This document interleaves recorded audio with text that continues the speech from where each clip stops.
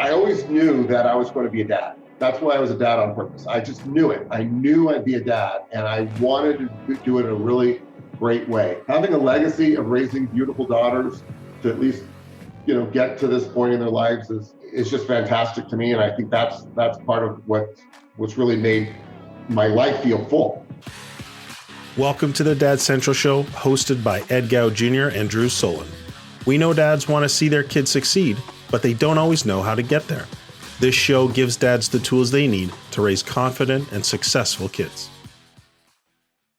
What is up, everybody? It's Ed Gow Jr. from the Dad Central Show and Dad Central, and we almost didn't have a quiet start, but we won't talk about that. What's up, Drew? Yeah, Drew Solon of Dad Central and the Dad Central Show. I just barely missed my alert on my phone going off before the recording. But what's going on? I talked about it last time. Summertime, all the planning, all the figuring out schedules, who's going what, where. We just had Canada Day weekend, and our family was literally going in like 3 different directions for 3 days in a row. So Canada Day was spent actually resting and recouping. But looking ahead, we got a move coming up, so more planning. So lots going on in our family. How about you? I did today dealing with Toronto traffic, which is always a challenge at the best of days, but glad I made it back in time to do the recording. Yes, summer has started, but summer is going to go quick. And a lot of dads are saying, we got to get in stuff real quick because it's going to go real fast. So I hear chatting with a lot of dads, what you're going to do over the summer, this and that, day vacations, etc. Some downtime, hopefully. And of course, always chores around the house or the home. So those things, and also kids to camp. So, and also, dad told me, man, it's so expensive to take, for kids going to camp. I go, yeah, remember when we went to camp? Well, a lot of times it was free. It ain't free anymore. So there we go. Yeah, that's it. That's a mouthful there. Well, the one thing on the busyness or the activities, I saw a great little bingo chart from another fatherhood organization sent yesterday.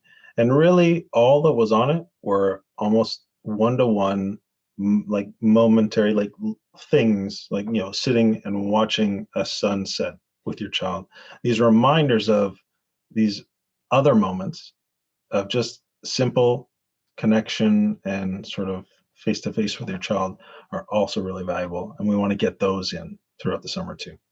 Absolutely. So before we get our new friend for the day, and hopefully lifetime, the Dad Central Show is sponsored by Dove Men Plus Care. Dove Men Plus Care believes that care is the best of a man, because when men care for themselves and others, there's a positive impact. So you're going to introduce us to a new friend today, sir.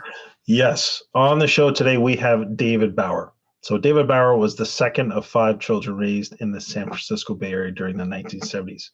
So he's earned degrees at the University of California, San Diego. He had a BA in economics there, and University of California, Davis, where he got an MBA. So he's also an Eagle Scout, former cadet skier, and most importantly, devoted husband to his wife and best friend.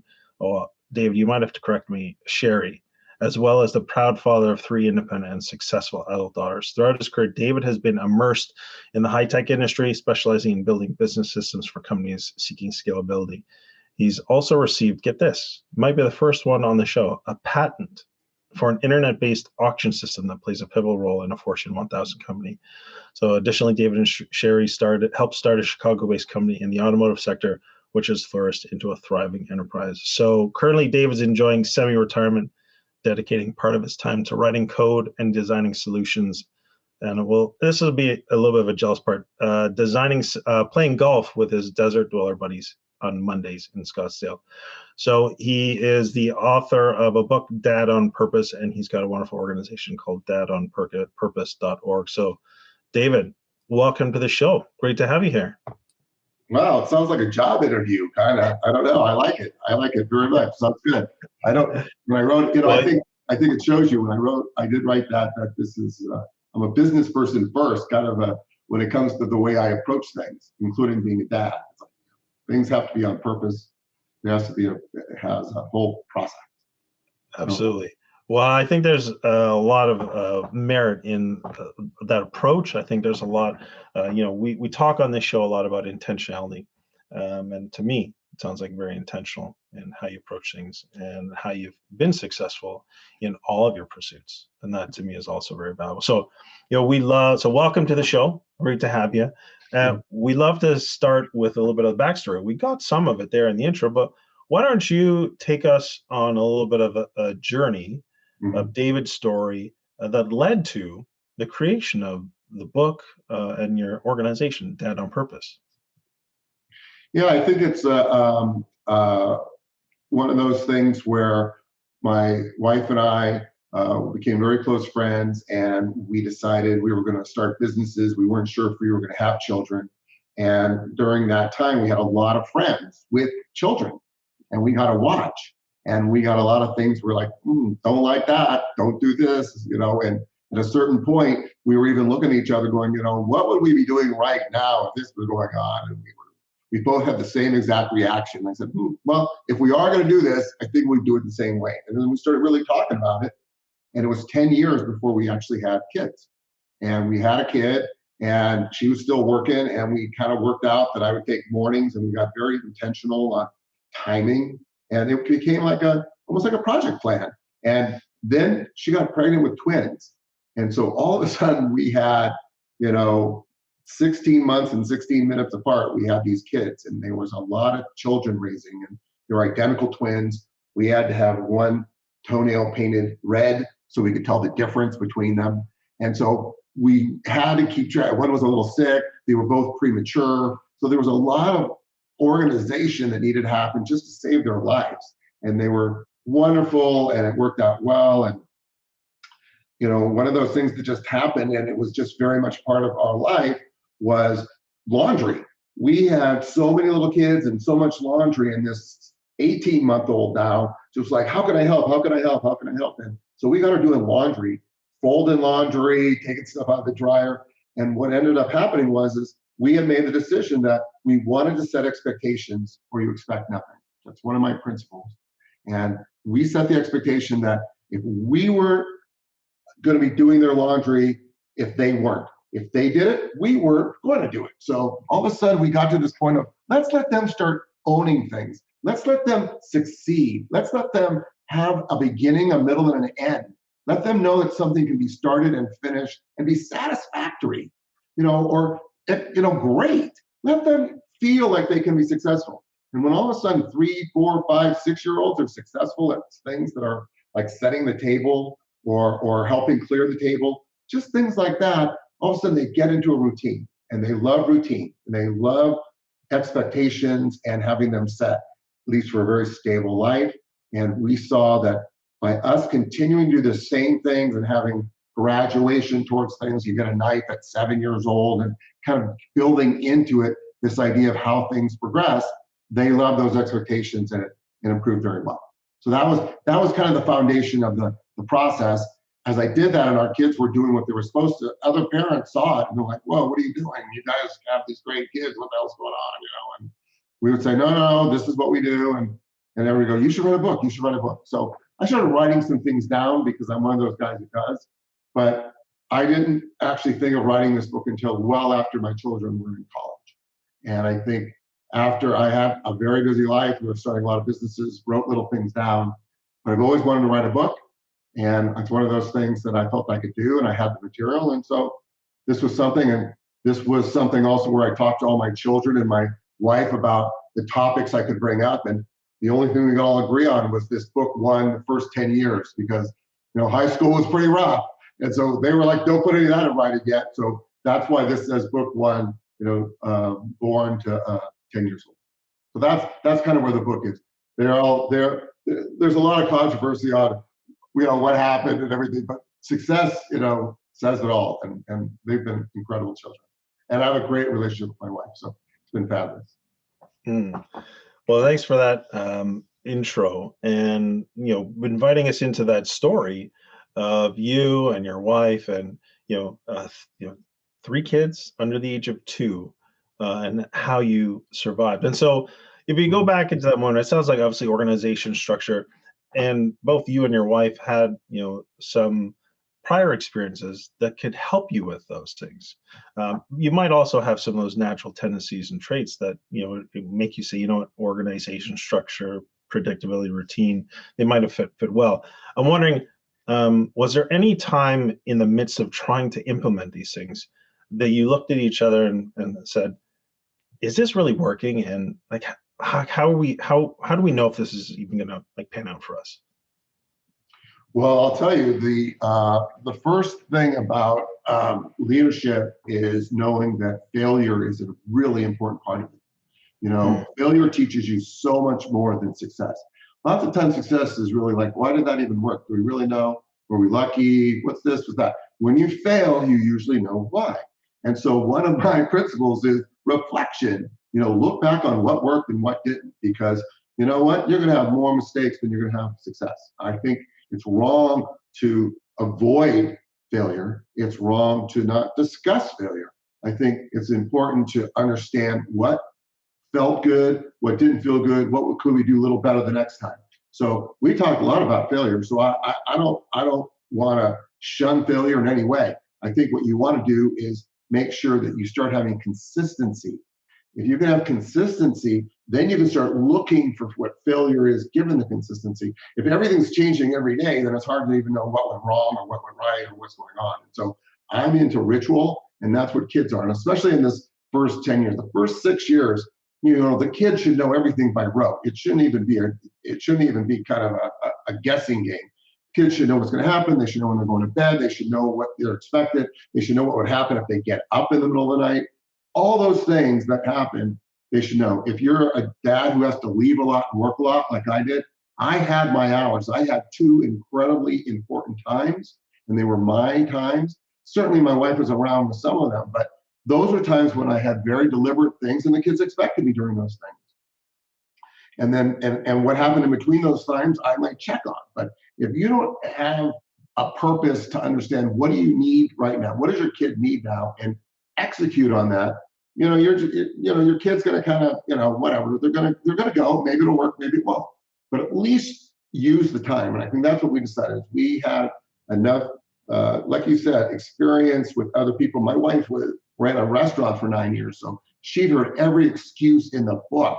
We did like 300 W-2s or whatever every year because all the kids would quit. So we knew everything about what everyone was saying. We knew what lies were, everything. So she was very used to hearing it all and understanding that this is what a kid needs and this is what a kid wants. And there's differences. And so we listen to our kids, but I think we learn how to involve them and when not to involve them. And that worked very well. Okay. So the importance of reflection is where you started. And looking at failures, maybe mistakes, things that didn't go so well as opportunities to learn from them and self-correct or course correct, and then move as close as possible towards this idea of consistency in, and can you talk more about the importance of that consistency? Yeah. Well, I think that this idea of consistency to me meant predictability. Predictability meant that you can be satisfied. Can you be satisfied? Can you come to an understanding of this is good enough? A lot of parents can't even get to what's good enough. If your kid can understand what good enough is, and for you to let them know, hey, this is what I need for you to get to, for me to go, hey, good enough, that's great, good job, you're done. You reach the beginning, the middle, and the end. You're finished with that. They've succeeded. They need to know that can happen. Once they know that can happen, then they can have predictability. They can have consistency, because then they'll do those things. They'll know they'll get a positive reaction, and then they'll know they'll either move on to the next thing or they won't. So having things kind of like, well, you do this, you do this, and you do this. This is what's going to happen. These are the 5 things you need to do. Then we'll get to dance before we have quiet time, and then you get to predict the show this week. And so decision making, all these kinds of things are going to be happening more like an orchestra through your life. And trying to tie some of them together with predictability and consistency and giving them some choices is how you kind of gain that respect for them to see the consistency. They need to be engaged with it. And so decision making is a big chapter in my book. understanding even small decisions, moving to bigger decisions, is how you keep them engaged. So that was how we moved to that consistency. Was they could see predictability, and then they could see us going, yeah, we're doing what we're supposed to do now. Yeah, let's go ahead and do that. Okay, yeah, you're right. You picked the song. Okay, great. We're going to dance to that tonight. Sounds good. Let's do that. All right, now we're going to sit down for quiet time. Okay, that's going to be one of these 3 shows. Which one is it? You pick. So we had a lot of those kinds of things that were small, but gave them control. And so that control bought them in on what was going on. Yeah. I think that's really powerful, especially that last part about control. But I'm wondering, when I was reviewing some of the resources on your website, and I looked at the ages, and you had mentioned it in your opening story as well about your daughter being 18 months and doing laundry. My question is, what age is it reasonable to get started on this idea of consistency, routine, and even having some expectations for our children to be able to do things like you're describing? Yeah, well, I think that 18 months is all about the expectation in 18 months is passing time. Okay. And I put that, I try to say that very clearly in the book. You are all of a sudden, at least the situation we were in was minute by minute. It seems when the kids are worm-like, we had 2-month-olds and an 18-month-old, it's like just getting through a day was a big deal. And it seemed like things would go on, and you needed to figure out, how do you not have them in front of a TV? How many times can you play the same game? 18 months, they're beginning to run around. They can move now. At least my kid can. Some other kids can't, but at 18 months, my kid was running and she was, yabber, yabber, yabber, and she could do some things. Help, help, help. She wanted to help. And she couldn't recite things, but she was physical and she was big enough so that if all of a sudden I brought out a big thing of laundry, she'd be grabbing at it anyway. So it's like, all right. This is what I want you to do. And it started out by separation. She knew the difference between her kids, her clothes, and the twins' clothes. It was very obvious. And it's like, just put them in the right pile and let's start that way. I need to just take an hour. Okay. Oh, we're going to make a mess again. Okay, great. Some of it is about what do you need at the time. And I think that it's very important to understand that lots of things start in play. And just by having a relationship, you don't need to have high expectations other than the hour passed and no one cried. Whoa, there's a big deal. And so try and understand, how can you be satisfied? How can you make this a situation where everybody can get through it? You're going to have to do the laundry anyway. You might as well do it with the kid. So that is how it started. And I used to fold clothes holding the kids, and my wife got very upset. I'd be holding 3 kids and trying to do this. She's like, how are you doing that? I'm like, someone's going to drop. I'm like, yeah, so what? Well, that is a big deal. I was a dad who didn't think through some of that, and no one dropped. But after a while, you're trying to take up time. You really are trying to figure out what to do.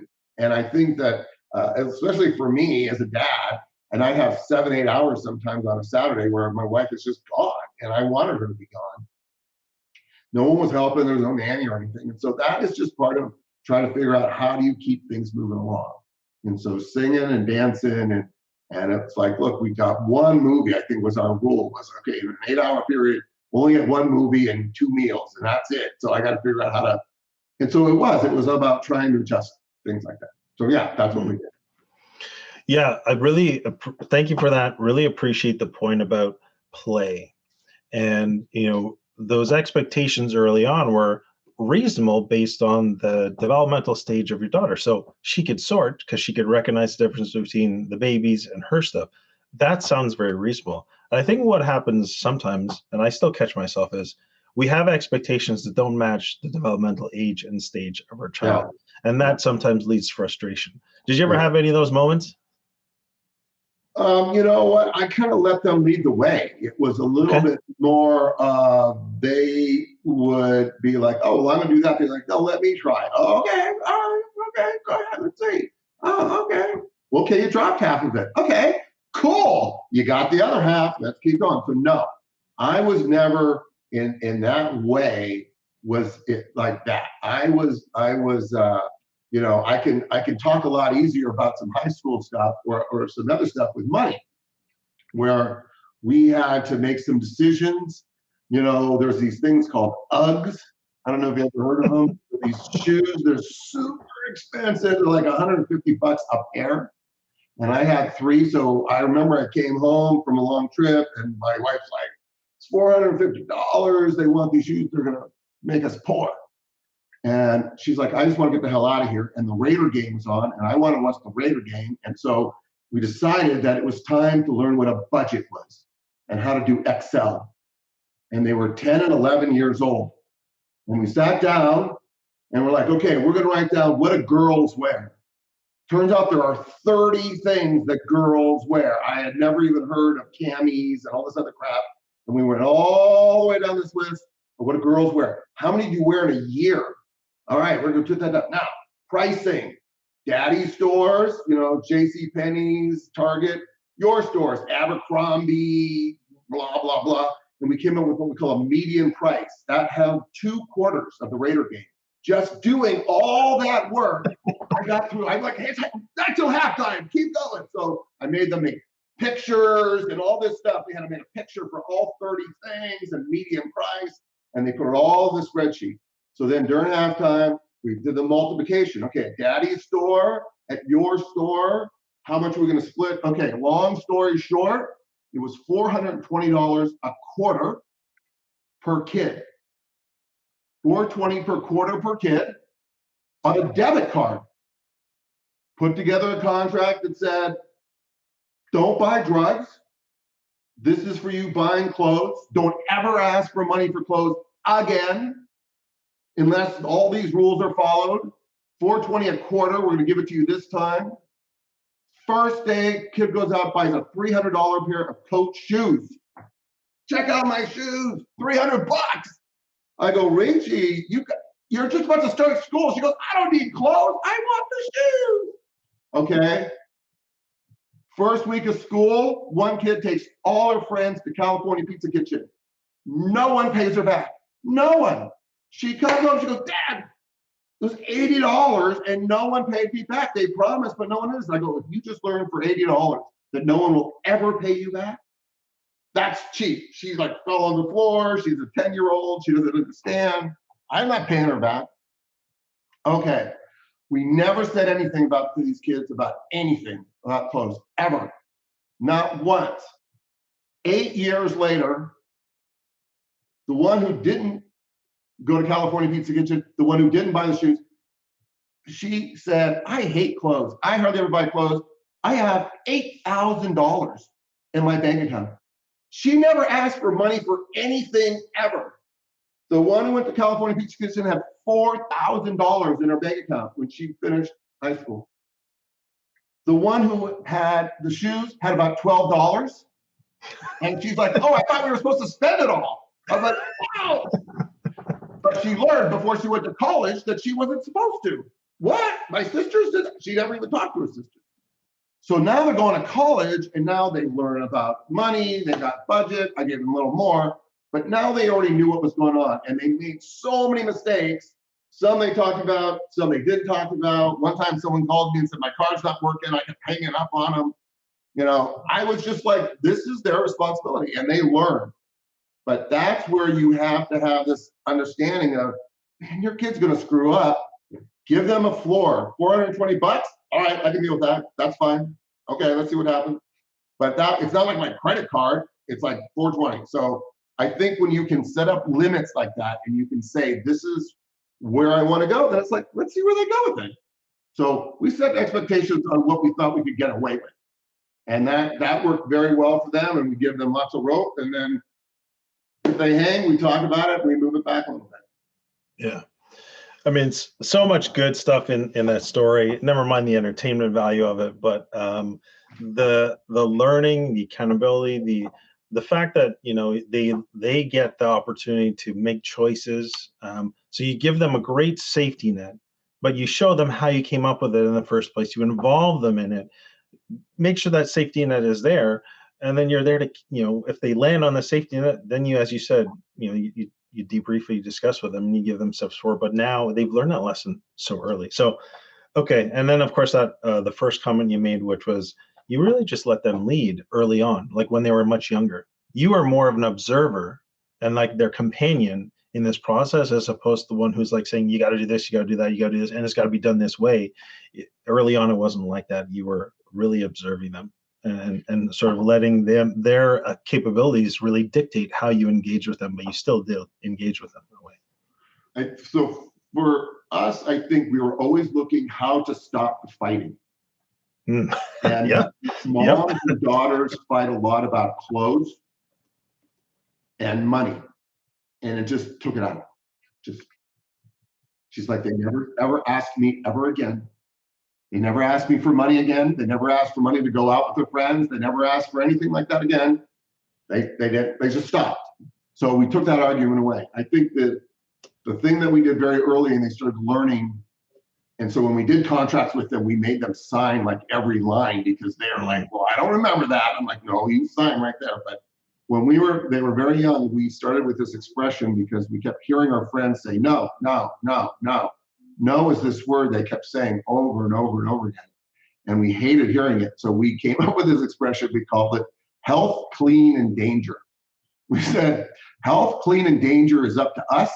Everything else is up to you. And so when they did something wrong, we'd go, health, hey, not no. We go, health, hey, you're about to touch the stove. Health, man, you're going to, or danger, whatever it was, or well, I don't want to take that medicine. I don't care. It's health. Shove it in their mouth. I don't want to take a bath. That's clean. That's up to me. That's not up to you. I want to wear these boots to school, even though it's not raining.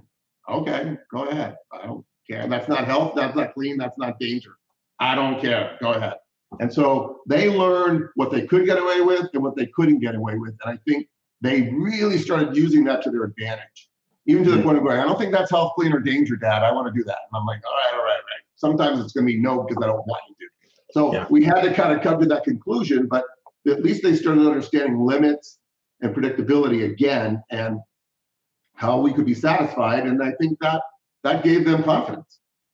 Yeah, awesome. So much good stuff there. I really, the idea of developing that autonomy, problem solving, critical thinking skills by empowering them, giving them freedom, giving them choice.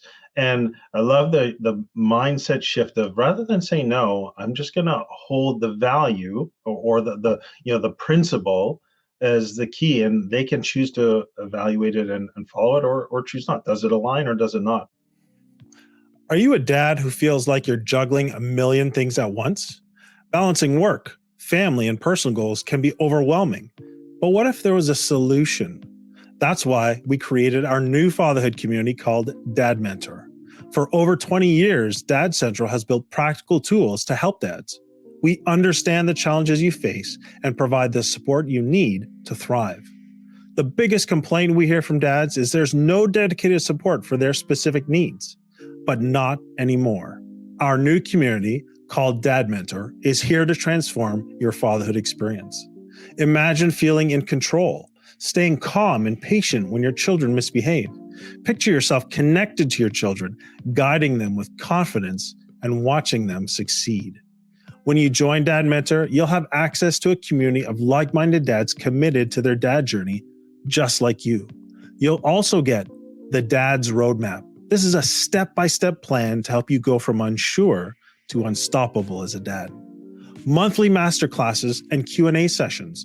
You'll get answers and know exactly what to do straight from experts. Monthly group meetups that connect dads over common topics. A dad's resource library. Curated webinars, podcasts, or guides built by Dad Central to help you grow as a parent. And finally, you'll also get exclusive members-only offers and events. Now, many dads do try to do this fatherhood thing alone, only to find themselves trapped in frustration and strained relationships. Then they may turn to unhealthy coping mechanisms like drugs, alcohol, or other distractions, leaving their family and their own well-being at risk. We don't want you to reach that point of regret. Take steps to invest in you and your family today. Join Dad Mentor and go from stressed, tired, and overwhelmed to confident, calm, and connected. Join us today by going to dadcentral.ca/dads. David, again, you've had a lot of great business success. Have a conversation piece for you. What parts of your business mindset could you apply to fatherhood, and what part saying, this works in business, but it ain't going to work as a father? So I think that's a really great question. And I think, I was a boss, and I think that a few times I came home and I said, wait, this has got to go like this, this, this, and this. And more than once, my wife said, we don't work for you. Don't you bring that home. This is what? And I think that was really important for me to separate that. I think that was a lot more difficult and humbling than I wanted it to be, because I felt like I was over that, but I wasn't. It bothered me, but I had to be put in my place. And there's nothing like screaming children who just don't give a shit what kind of day you had, because they're hungry right now, or they're whatever they are right now, and they're just going to feel that way. And so I think that trying to be a boss at home is never going to work. And that's not what I'm saying when I say dad on purpose. Joint cooperation is the number one thing. And I think you and your wife need to understand things like, we call it fire and ice. If one's going to be fire, the other one's got to be ice, because you don't want two fires and you don't want two ice. So we really learned on trying to help each other with things like that. But so when you say business and what I want to separate, I would say things like that. I'd say things that having beginnings, middles, and ends work very well in systems, because sometimes in my day, systems would just go on and on for years and years and years. And I think that I was in that generation that really started moving away from those and moving things to small successes. And then everybody felt good, and sometimes it feels good. A great big success feels almost the same as a small success. So why are you working so long before you get it? So I think we try to do that with our children as well, as trying to, again, understand satisfaction and understanding what success was in their own little ways. And they needed to learn things like, they learned to cook because they didn't want to clean. We were very tough on that. If you don't cook, you got to clean. That's it. So how do I learn to cook? I'm not sure. I'm not telling you that yet. I'm just telling you, you're cleaning. And so they had to learn that there was going to be certain consistencies, and that if they want to get out of it, hey, here's at least an avenue. I don't know anything about cooking. Somebody else in this house might. It's not me. So that was up to them to move forward. They all became incredible cooks because they hated cleaning. And they all knew they better find husbands who liked to clean, because they weren't going to clean. So I think that really worked well for them, understanding in relationships, you can't just be one way. You got to at least understand both sides. And so I always wanted to kind of make sure they understood things like that. Want to follow up another conversation piece, especially in the early years. How did you handle moments of self-doubt as a father?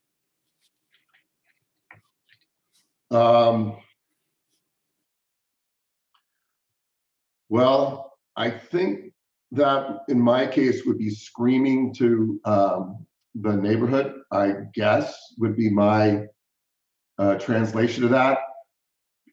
There was a show when I was growing up called Sanford and Sons, and Sanford every once in a while would go, "Lord, take me now," and I Elizabeth, yes, scream like Red Fox to like the entire neighborhood, because I just wanted my life to be just taken right now. I was just like, please, just kill me now. I got good insurance, just kill me. And but I don't know. I wasn't real good. I didn't want them to necessarily see that, but I think every once in a while they heard that. But I think for the most part, I had a lot of, you always have self-doubt. I think it's more of like, don't let them pit us against each other. Don't do that. Don't let them do that. They'll do that in a second. They're looking for weakness, just even a little bit. So I think that I was also very careful in trying to make sure that my wife and I were super in sync on stuff like that. And she's like, maybe you need a little time. And especially as they got older, because, girls are, teenage women are very, very opinionated, I guess. And I don't know. Anyway, I'm not sure what age the children are. So I've seen it now that my kids are 29 and 30. I feel like I've really kind of gotten over that. And that was part of why I wanted to do this, was because I wrote all these things down, and they haven't had children yet, and they'd never asked me, and I'm going to tell them anyway. So this is what happened, and do what you want with it, but at least know I put it in mind. How has Dad on Purpose writing it change your perspective on fatherhood? Well, I think it reminded me how difficult it was, a job. It's not something that I think goes into a light heart. I'm surprised that I'm still so involved in my kids' life and they're 29. I always said, hey, you're sentenced to 20 years. Because I kind of figured after they were 20 years, hey, I'm good. And I got my kids are only 16 months apart. So, hey, I'll be 22. That'll be it. Well, now it's been 30 years and they break my heart still every day. So I don't know. I'm happy that I wrote it and got it out. I also know though that everyone kind of looks back on that of me writing it in such a way where I'm like, I want to be more instructional because not everybody's going to be as diligent as I am. And so this is much more instructional than maybe some of the things I even did with my children because I didn't have to. And I think they're like, you didn't do all these things. And I'm like, but this is what I would have done. I'm not saying it's a memoir. I'm saying this is kind of a self-help on how to. And I'm very proud of what happened with my girls because I think they did an incredible job. But I also feel like, I had 3 or 4 dads in mind who I really was close to, who I just saw screwing up so often on some of the most basic things like joint cooperation and trying to be their kids' friend. You're not your kids don't need a friend. They need a dad. I think that's a really hard thing sometimes for dads to realize is your kid doesn't need you as a friend. And if they're pretending like you're the friend, they're just blowing, it's just for whatever they want. So I think it's important for us to understand that you are there for a very, very important purpose. And to not understand your role and try to make it more than it is or more or not enough of it is, I think it's just wrong. And I was very purposeful in thinking that when I wrote this book. And so I wrote it with that perspective in mind. And I was trying to look at some of the things that I felt like we might have failed on a little bit. But I also had to keep in mind that my kids were only really comfortable with me talking about the first 10 years because they weren't as comfortable with some of those other years and how some of those things were handled. So I backed off on that. Cool. What's been the most rewarding aspect of being a dad for you? Oh, I never thought my heart would break in such a good way. I'm about to have, I had one daughter who got married in January and another one getting married in 2 weeks. And so being the father of the bride is probably the best role I've ever had. I just love being that person standing next to this incredible woman who looks up to me. And so I feel very, very blessed, that I'm able to see my daughters do this right now and dance with them. And I just think that I always knew that I was going to be a dad. That's why I was a dad on purpose. I just knew it. I knew I'd be a dad, and I wanted to do it in a really great way. And at a certain point, I kind of feel like, even though they're still really my children, I've kind of done my job. And I feel like, okay, that was my thing. So having a legacy of raising beautiful daughters to at least, get to this point in their lives is just fantastic to me. And I think that's part of what's really made my life feel full, that I have this relationship with them. I have these memories with them. I have enough to write a book in a short period of time just because it's all just floods me at all times. It's part of who I am. And I love that being part of my life. I love to have a focus on my life of some of these business successes is great, but these are even much better and they're much more tangible, and I see them in their faces. And I love that. Okay, Drew, back to you. Yeah, well, David, thanks so much again for what you've been sharing. And as we wind it down, it's been a great conversation. Really loved your stories, loved what you shared. I'm wondering if you could just last, I guess, point, and then we'll wrap it up. Is what, looking back, one, did you have a goal that you were hoping to achieve, as a dad, and have you achieved it? I think I had a goal of, I hate to say it, but of just getting them out of the house, not pregnant, graduate out of high school into college. That was really some kind of a real thing in my head when I'm like, if I can do that, and I can get them into the best school that they can get themselves into, I have achieved a goal. I think after that, they had to have enough fortitude of learning from me on what their expectations are going through school. But all of a sudden now they're completely out of my life. And I think that was my goal. I had a secondary goal of them being off the payroll 3 months after they were out of college. And all three successfully managed that goal as well. And so they were 100% off the payroll after 3 months, and they knew they needed to be, and they were very prepared to be. And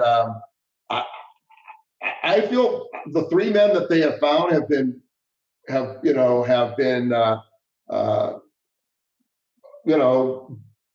men I'm glad that they picked for themselves. These are very fine men. They all come from relationships where their parents have been married as long as my wife and I've been married. And so I like that they're going into long-term relationships. They seem like good men. And I don't know, I feel very satisfied that some of these goals have been met. And I think that when you ask, what is the one question dads should be asking themselves about raising their kids, your first question, it really comes down to understanding that you can be satisfied. And do you know what satisfaction is? Mm. And can you accept they did it? Okay, check. Get checked. Be able to put wherever you want that written somewhere in your life or in your head or on a plaque or whatever it is, or even if you sit down with your kids going, hey, you know what? You made it, man. And I feel like I was there too. And we did that together. This next part of this chapter is done. And I'm feeling great about it. And I think that people need to understand that they need to ask themselves, do your kids know when they've satisfied you? Do your kids know that? When was the last time your kid felt like they had met your expectations? And you were like, wow, thanks, Dad. Thanks for telling me I met your expectations. Thanks for letting me know that I did a good enough job. When did that happen? If you want to ask yourself, when would that happen the last time with your kid? And I think that's something that I've always tried to make sure my kids know when they've done a good job for me. I'd say if there's any one action that a dad could do to improve, just something that they should start. So I have a whole chapter in my book about this, but the bottom line is decision making. Understanding that getting your child involved in decision making, even at the most granular level, is the best way for them to start feeling that they're a part of decisions, even knowing it's going to be their turn at a certain point. I talk about a lot of different ways on decisions are being made. Even if it starts out like, hey, I'm thinking of going to one of these three places. Is there anyone you don't want to go to? I don't want to go to Chinese. Okay, great. We're not going to Chinese because Zoe doesn't want to go to Chinese tonight. So now we're going to go to one of these two and your mom and I'll decide. Thank you, Zoe. And that's the end of it. And at least they know they had some say. Hey, at least we're not at Chinese. That's right, because Zoe didn't want to go. And so you even play that up. Starting to try to take those actions, even at the granular level. Okay, I'm going to give you three and you pick one. That's where we're going to go. One of these three. Oh, Zoe picked where we went today. Next time it'll be Adina's. The next time it'll be Rachel's. And we keep track of who makes those decisions. So having some plan of decision making, even at the most granular level, even of like, what are we having for dinner tomorrow? Or what's going on? And sticking with it and pointing that out, I think is a way to get them starting to be more involved in whatever that piece is. And they'll know that they made that and that the other children are going to have their chance as well. And so I think it's because we used to call it the possession era, like in basketball. You kind of knew who was going to make the next run, and we kind of keep track. Oh, next one's Zoe. Oh, next one's Rachel, and they move it. It's like that's who gets to decide. And so that was very important to them to feel that they were part of decision making. So I would have a decision making strategy where they feel like they're involved, or where it's like, hey, this is one you're not involved in because this is mom and dad's. That's not yours. This other thing you are, because there are things they're not going to be involved in. Don't think they're involved in everything, but let them start understanding there are those boundaries. And as life goes on, some of those things will change. So those are the two things I would say that they should start doing today. Well, David, so good, so wise, so practical though. somebody can listen to this and just say, wow, look at all these elements that I can just take away and I can apply right away. So thanks so much for being a guest on our show. Why don't you tell people where they can find out more about you and get a copy of your book? Yeah, I think just going to dadonpurpose.org is www.dadonpurpose.org is you can click on it to go to Amazon to get my book, but learn more about how I can offer time talking to people if they want to talk to me, but just more about where the principles are that I believe in. I'm really happy to be a dad, and I wanted to write this book, and people want to talk to me about it. That's great. I've done very well raising children and talking to other people about it, and I love doing it. And so I have a lot of things that are going on. I'm semi-retired, like you said, and so if people wanted to talk to me about it, that'd be great. If people want to buy the book, that's great. If people disagree with some of the things that I did and want to talk about that, that's fine too. I'm all open for hearing everybody's opinion. I just want people to want to be on purpose. That's what's important to me. Yeah, so good. Thanks so much, David. David, we'd like to thank you. Thank you for taking the time to share with our audience today, and appreciate all you have done, are doing, and will be doing for dads and families, and look forward if there's anything we can assist you with in the journey of making dads and families better. We're here with you. And as always, we like to say, don't just manage your time, manage your energy, and remember to give yourself grace.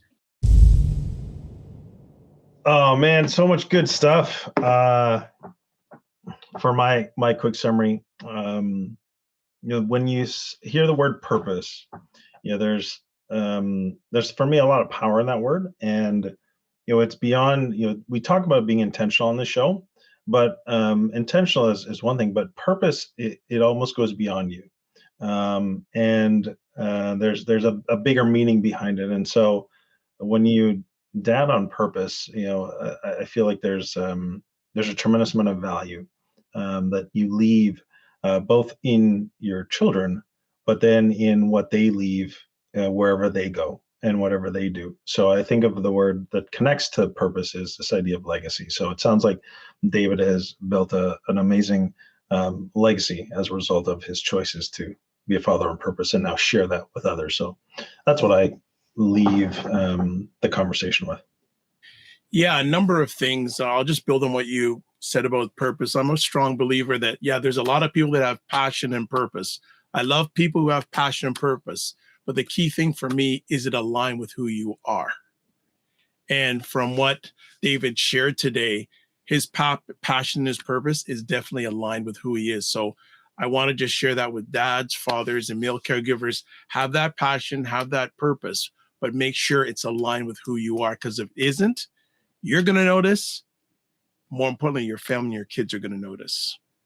So on that note, just want to share that the Dad Central Show is sponsored by Dove Men Plus Care. Dove Men Plus Care believes that care is the best of a man, because when men care for themselves and others, there's a positive impact. We want you to reach out to us, email us, guest suggestions, show suggestions, subject suggestions. Hey, what can we improve on, or what are we doing all right? Email us, podcast@dadcentral.ca. Website for listening or watching the great replays we have of these epic conversations, dadcentral.ca/podcast. And then finally, we have lots of free resources. So check them out at the website, dadcentral.ca. As always, want to thank you for taking the most valuable thing you have in your lifetime to spend, listen, and hey, is there an action point that you can work on? As always, don't just manage your time, manage your energy, and remember to give yourself grace, and we'll chat with you soon.